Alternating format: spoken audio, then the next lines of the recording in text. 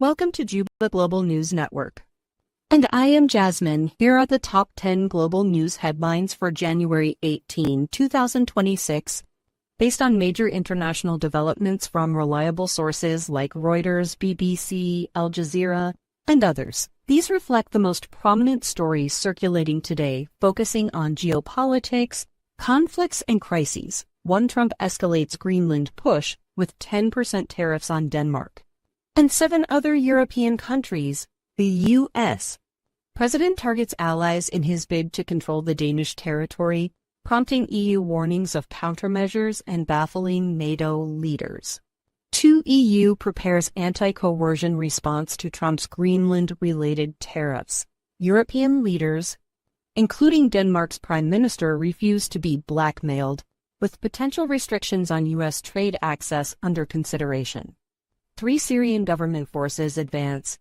Seize major oil field from Kurdish-held areas. Troops push into Raqqa outskirts. And capture key infrastructure amid talks of a possible ceasefire with the SDF. Kurdish leaders call for U.S. intervention. 4. Russia intensifies drone attacks on Ukraine, targeting nuclear-related energy systems. Strikes cause power outages affecting hundreds of thousands. Zelenskyy accuses Moscow of aiming to cripple the country through prolonged blackouts. 5. Iran's ongoing protests see internet restrictions ease slightly, but fears of deeper isolation persist. Authorities gradually restore access after a major shutdown, with death toll reports climbing and concerns over executions for protesters. 6. Deadly fire in Karachi shopping mall kills at least 6. Blaze causes parts of the building to collapse in Pakistan, with firefighters battling the incident. 7. U.S. Pentagon readies 500 troops for potential deployment to Minneapolis. Soldiers on standby amid escalating anti-ICE protests and immigration enforcement actions in Minnesota. 8. Avalanches in Austrian Alps kill multiple skiers. Incidents in Western Austria claim lives, highlighting risks during the winter season. 9. Portugal holds tight presidential election. Voting underway in a close race, with a far-right candidate potentially forcing a runoff. 10. Wildfires in Chile prompt state of catastrophe declaration. Over 20 evacuated in southern regions as blazes rage, per President Boric's announcement. These stories dominate global coverage, with heavy emphasis on U.S. foreign policy moves under Trump, Middle East Syria developments, and the Russia-Ukraine war.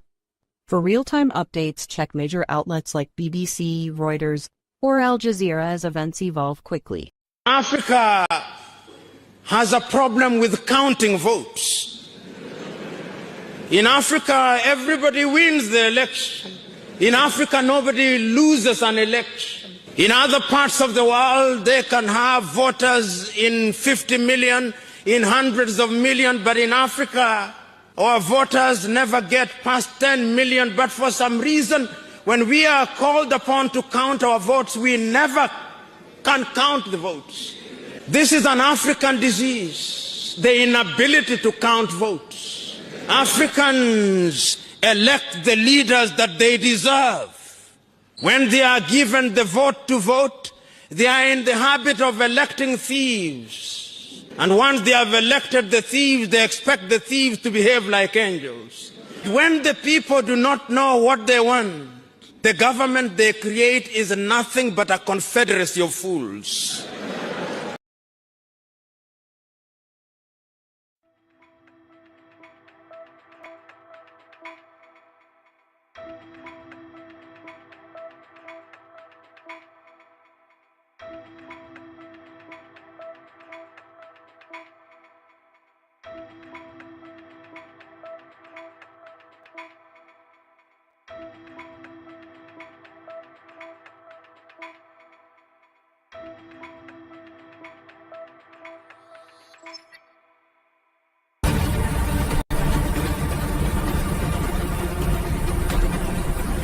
We will still with breaking news. 8 NATO countries targeted by Trump over their stance on Greenland have issued a joint statement by Juba Global News Network, January 18, 2026. JubaGlobal.com, and I am Jasmine, your host today. In a rapidly escalating diplomatic crisis that has shaken the foundations of the transatlantic alliance, 8 NATO member nations, Denmark, Finland, France, Germany, the Netherlands, Norway, Sweden, and the United Kingdom released a strongly worded joint statement on Sunday, January 18, 2026, directly rebuking U.S.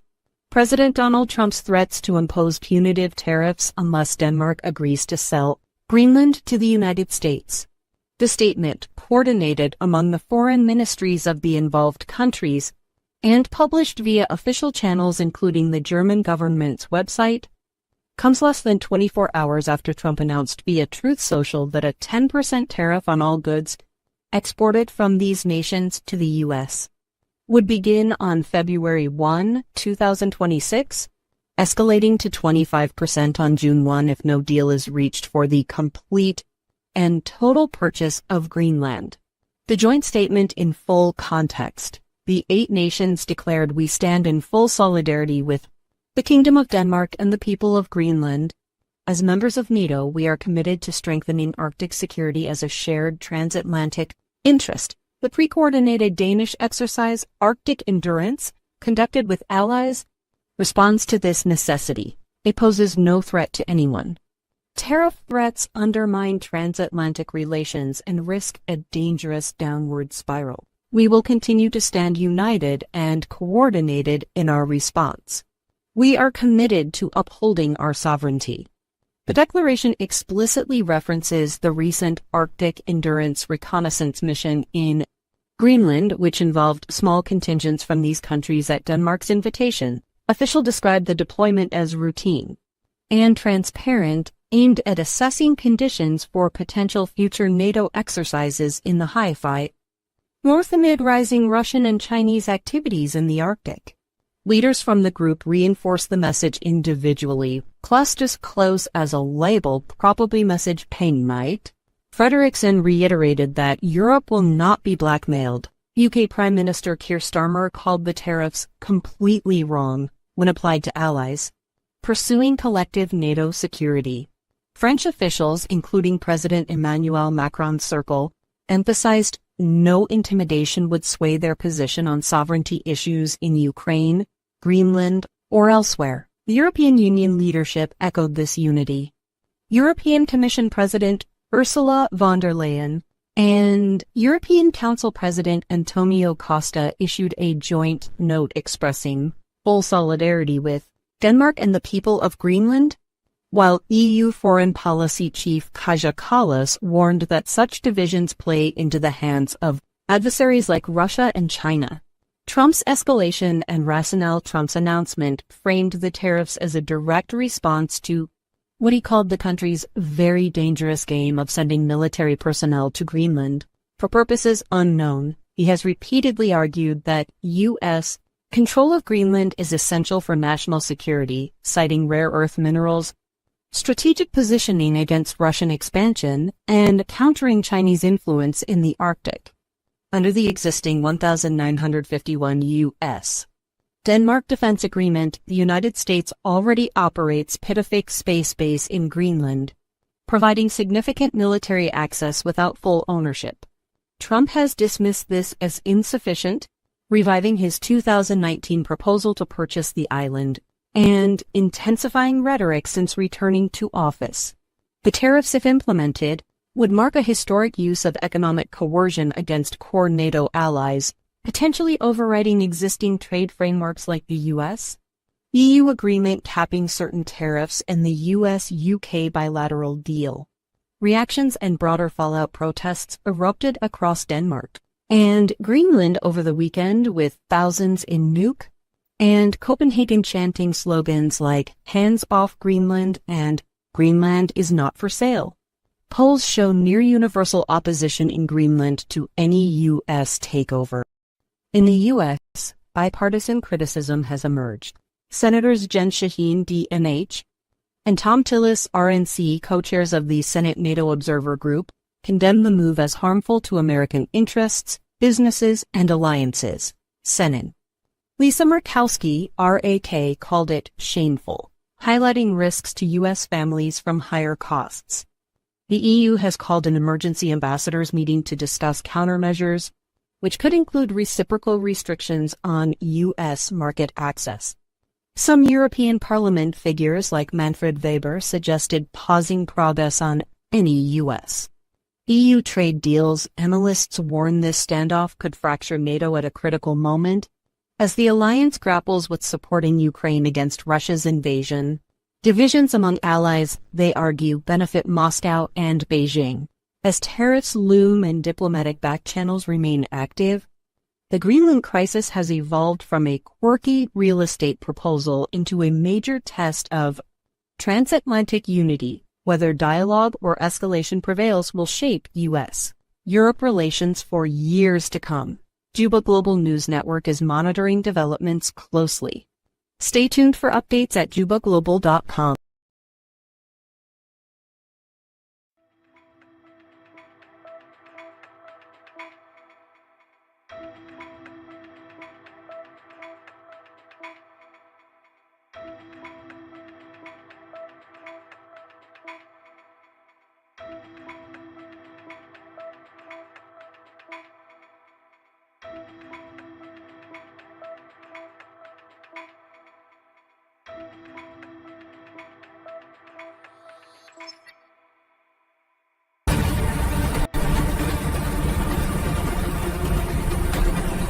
It is important for us to challenge the authoritarian ruler again and again and again until we eventually get our freedom, because not challenging him means giving up. Yes, we know that all odds are up against us, the military, the police, and all institutions of state. But also it is clear that the people of Uganda are standing firmly behind the forces of change that I am leading. So we are challenging Museveni first and foremost to remove any iota of doubt to the world, especially in the international community, and to remove all the pseudo-legitimacy that he lies the international community with. And therefore, the people of Uganda will be able to fight for their rights while the world will stand with them. That is why we're running again. In 2021, you contested the results. You talked about the fact that the results were essentially all but guaranteed, that the voting was rigged. You contested the results, but obviously it didn't lead to any meaningful outcome. Talk to us about what you have learned this time around. What are some of the lessons that you learned from the last time you ran back in 2021? I remember interviewing you then. What lessons have you learned from them that you're applying now, Bobby? First and foremost, we've learned that dictators might not go with the first or second or third push, but eventually they fall if we don't give up. We have learned that we have to devise various means of communication, but most importantly, we've learned that we have to send back the responsibility to the population. In the previous election, I was under house arrest immediately after casting my ballot, which I expect the same thing now. As we speak right now, more than 730 of our colleagues are in detention. They've been arrested. Many are abducted and are missing. Some have been killed, but we are pushing on. But again, this time, we don't anchor it on an individual. We don't anchor it on myself. Yes, I'm the presidential candidate. Yes, I'm the leader. But we have tasked the people of Uganda to take charge of the campaign, to take charge of the voting, of the vote protection, but most importantly, in case Museveni rigs the election, like all signs are showing, the people of Uganda must rise up and demand for their victory. What message do you have for young Ugandans who feel disillusioned about politics? I mean, we've seen in neighboring Tanzania, for example, just a few months ago, that election was also widely contested, and there was a massive crackdown as well on opposition voices as well. Just talk to us about how young Ugandans who feel disillusioned about politics, who feel that this time the vote is all but certain and that it is rigged, how do they stand up for peaceful and democratic change in your country? To the young Ugandans, we've constantly told them that democracy works. But democracy only works when people stand firm and defend it. Therefore, we would have opted for violent means, but we don't believe in violence. Violence has never gotten nations anywhere. We believe in voting firmly and outstandingly many, and then defend that election, defend that victory. We've called upon the people of Uganda to exercise their constitutional right. Our constitution, Article 29, provides that the people of Uganda can peacefully, unarmed, protest any wrongdoing. And that is what we're calling upon the people of Uganda in case General Museveni rigs the election this time. Obviously, campaigning, Bobby, is very different from governing. Just in terms of your plans, I mean, what can you share with us if you ever were to reach the top job in Uganda? What would you share? What can you share about your plans in terms of tackling the economic hardship that has plagued the young people of Uganda, in terms of tackling corruption, which is obviously a massive issue as well, in terms of uniting Ugandans across ethnic lines? What would be your priority, Bobby, from day one? Thank you. The issue of leading our country is not a matter of if, it is a matter of when, because we are confident. We've seen that all across the country, and we are sure that the people of Uganda will entrust the next generation with the leadership. Back in the day, our problems were three: ignorance, disease, and poverty. But now our problem can squarely be circled into one: corruption, massive corruption, which has been institutionalized, which has been turned into a currency and as a way of living and a way of staying in power. We want to crack down on that corruption when we take power. But most importantly, we also want to re-empower the institutions of state, and end the state capture, ensure that the judiciary and the legislature are independent and can check the executive.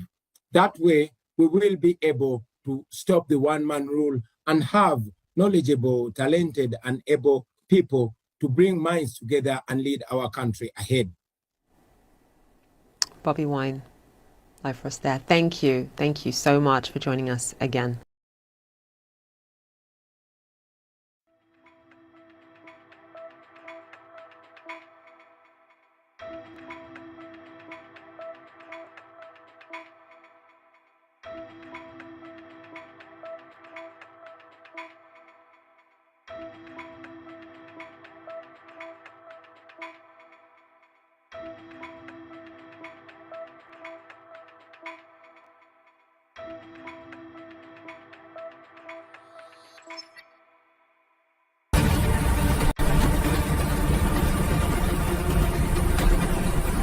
Fellow Ugandans, my name is Chagulanyi Sentamu Robert, also known as Bobby Wine.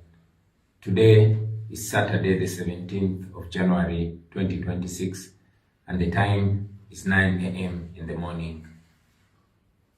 My wife and I have been under house arrest since the 15th of January when we had elections, and yesterday our house was raided by some police officers together with a number of other unknown individuals in plain clothes.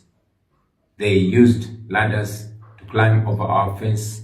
They cut off our electricity, they cut off our cameras, and they were being assisted by a helicopter that was hovering in the sky of our compound and providing them light as they were doing what they were doing.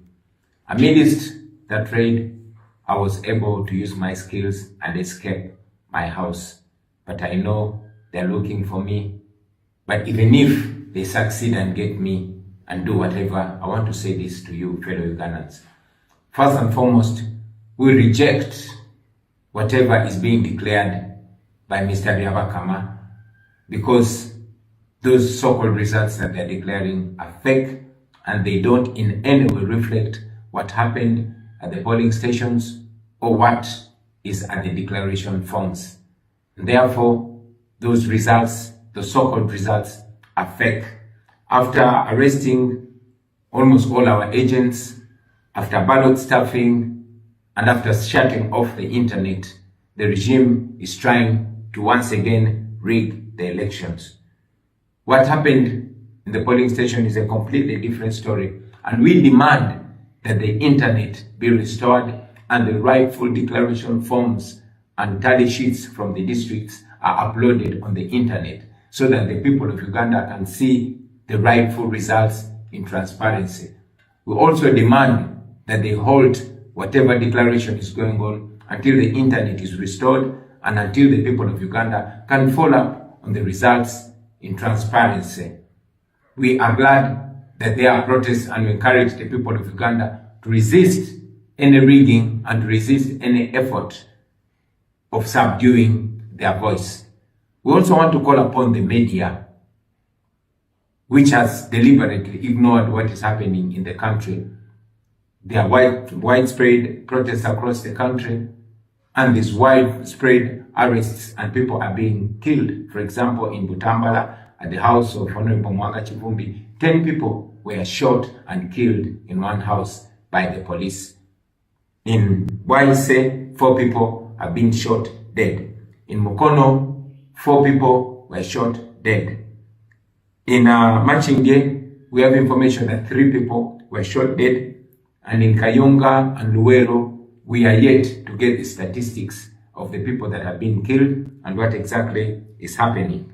We want to firmly call upon the people of Uganda to reject these fake results that are being read at Ruboa by Mr. Byabakama and his Electoral Commission. And we want to call upon the people of Uganda to non-violently protest and reject any effort to subvert their voice and demand that the rightful results are announced. I thank you for God and my country.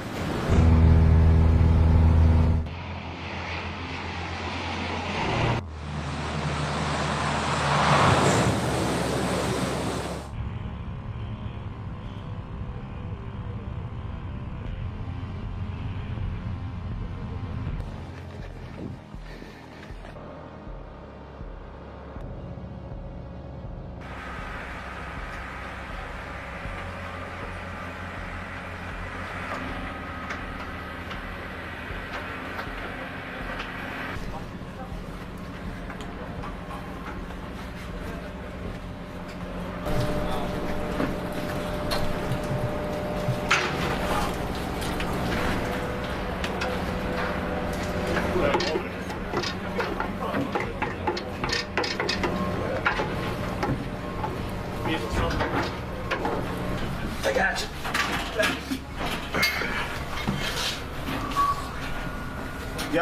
You gotta get low. Lean, there you go.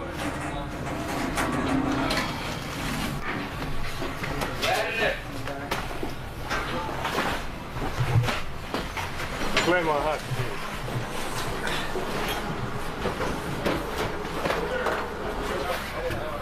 När jag får det, när jag kommer till 3 stycken här.